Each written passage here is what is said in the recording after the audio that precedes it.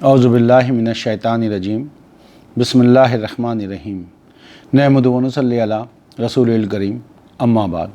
میرے بھائیوں، کنٹینیوٹی میں آج ہم چند آیتیں دیکھیں گے کہ ہم نے بچپن سے یہی سنتے آتے ہیں پورے معاشرے میں کہ قرآن بہت مشکل ہے، قرآن کو خود سے سمجھنا بہت مشکل ہے، اور ویرز اللہ کچھ اور کہہ رہے ہیں۔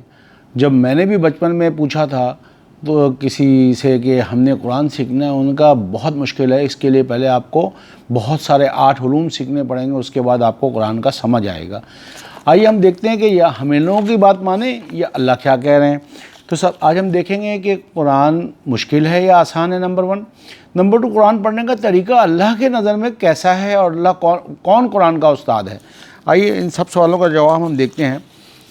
بعض اوقات یہ ہوتا ہے کہ کوئی انسان تھوڑا سا ڈھیٹ ہوتا ہے، اس کو آدمی 1 دفعہ بولتا ہے، 2 دفعہ بولتا ہے، لیکن اللہ تعالیٰ کو پتہ تھا کہ قیامت تک آنے والے جو ہم سو کالڈ مسلم ہیں، ہم یہی کہیں گے قرآن بہت مشکل ہے، تو اللہ تعالیٰ نے ایک ہی آیت کو 4 دفعہ ریپیٹ کیا ہے۔ آئیے ہم دیکھتے ہیں۔ سب سے پہلے سورہ قمر 54 نمبر سورہ، اس کی 17 نمبر آیت میں اللہ کہتے ہیں وَلَقَدْ يَسَّرْنَا الْقُرْآنَ لِلذِّكْرِ فَهَلْ مِن مُدَّكِّرٍ، اور ہم نے اس قرآن کو سمجھنے کے لیے اتنا آسان کیا، کوئی ہے کہ نصیحت حاصل کرے، کوئی ہے کہ سمجھے۔ پھر اللہ کو پتہ تھا لوگ نہیں مانیں گے، پھر اسی کی 22 نمبر آیت میں سیم آیت اللہ تعالیٰ ریپیٹ کر رہے ہیں وَلَقَدْ يَسَّرْنَا الْقُرْآنَ لِلذِّكْرِ فَهَلْ مِن مُدَّكِّرٍ، کہ ہم نے اس قرآن کو سمجھنے کے لیے اتنا آسان کیا، کوئی ہے کہ سمجھے۔ اللہ کو پتہ تھا پھر بھی نہیں مانے گا انسان، اللہ تعالیٰ نے تیسری دفعہ ریپیٹ کیا اسی سورہ کی 32 نمبر آیت میں وَلَقَدْ يَسَّرْنَا الْقُرْآنَ لِلذِّكْرِ فَهَلْ مِن مُدَّكِّرٍ، کہ ہم نے قرآن کو سمجھنے کے لیے اتنا آسان کیا، کوئی ہے کہ سمجھے۔ پھر بھی نہیں مانیں گے لوگ، تو اللہ تعالیٰ نے 40 نمبر آیت میں پھر اسی الفاظ کو ریپیٹ کر دیا وَلَقَدْ يَسَّرْنَا الْقُرْآنَ لِلذِّكْرِ فَهَلْ مِن مُدَّكِّرٍ، اور یقیناً ہم نے قرآن کو نصیحت حاصل کرنے کے لیے، سمجھنے کے لیے اتنا آسان کیا، کوئی ہے کہ نصیحت حاصل کرے۔ تو بہنوں اور بھائیوں، ہمیں یہی چاہیے کہ جب اللہ تعالیٰ یہ بات کہہ رہے ہیں کہ آسان ہے، چاہے ساری دنیا کہتی رہے یہ مشکل ہے، ہم نے نہیں ماننا۔ اگر ہم نے مان لیا، اس کا مطلب ہم اللہ کی آیت پہ ایمان لے کے نہیں آئے۔ آئیے اب ہم دیکھتے ہیں کہ قرآن ہمیں پڑھنا کس طریقے سے چاہیے۔ سب سے پہلی چیز جو اللہ تعالیٰ کے قرآن کو پڑھنے سے پہلے ہم جنرلی کہتے ہیں نا بسم اللہ الرحمن الرحیم اور شروع ہو جاتے ہیں، نہیں۔ دیکھیے اللہ تعالیٰ کیا کہہ رہے ہیں۔ سورہ نحل 16 اس کی 98 نمبر آیت میں اللہ کہتے ہیں فَإِذَا قَرَأْتَ الْقُرْآنَ فَاسْتَعِذْ بِاللَّهِ مِنَ الشَّيْطَانِ الرَّجِيمِ، اور جب تو قرآن پڑھے تو شیطان مردود سے پناہ مانگ لے۔ تو آج ہمیں یہ پتہ لگا کہ جب بھی ہم قرآن پڑھیں تو ہمیں سب سے پہلے پڑھنا ہے اعوذ باللہ من الشیطان الرجیم بسم اللہ الرحمن الرحیم۔ اب نیکسٹ کوشچن آتا ہے کہ ہو از دی ٹیچر، یا ہمیں قرآن کس سے سمجھ میں آئے گا، کون وہ لوگ ہیں جو ہمیں یہ بتائیں گے کہ بھئی یہ قرآن کیسے پڑھا جاتا ہے۔ تو آئیے ہم دیکھتے ہیں اس سلسلے میں سورہ رحمان 55 نمبر سورہ، اس کی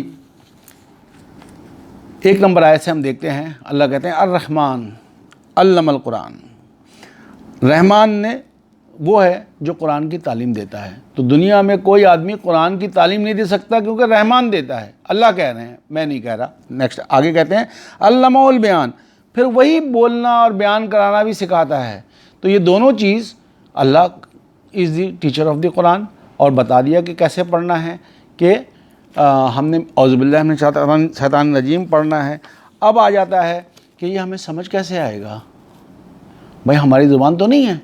تو آئیے دیکھتے ہیں اس سلسلے میں اللہ کیا کہہ رہے ہیں۔ سورہ قیامت 75 سورہ، اس کی 16 نمبر آیت سے اللہ کہتے ہیں لا تحرک، لا کا مطلب نہیں، تحرک حرکت دو، لا تحرک لسانک، لسانک کا مطلب زبان، لا تحرک بہی لسانک لتعجل بہی، اور تو اپنی زبان کو اس کو پڑھنے کی غرض سے جلدی جلدی حرکت مت دو۔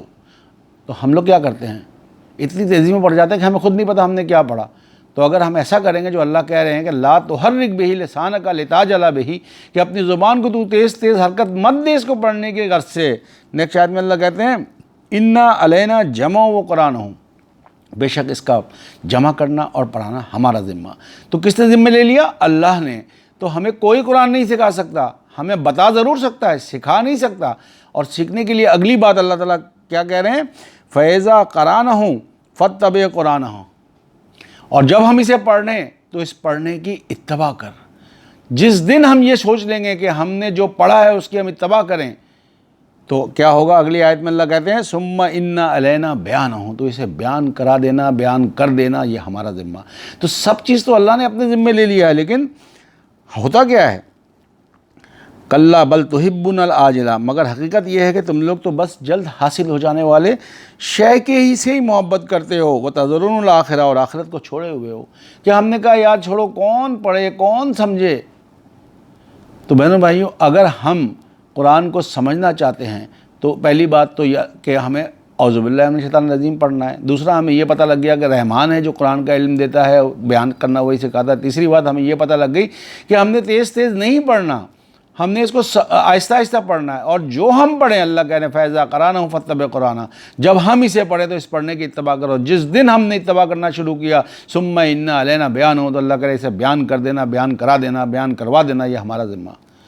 تو ہمیں اللہ تعالیٰ توفیق دے۔ ہمارے اس لیکچرز کا پرپز ہی یہی ہے کہ ہم قرآن کو کھول کے سمجھ کے پڑھیں، اپنے اس تالے کو کھولیں جو اللہ تعالیٰ کہہ رہے ہیں افلا یتدبرون القرآن ولو کان من عند افلا یتدبرون القرآن ام علی قلوب اقفالها، کیا لوگوں کے دلوں پہ تالے پڑے ہیں، لوگ قرآن میں تدبر کیوں نہیں کرتے؟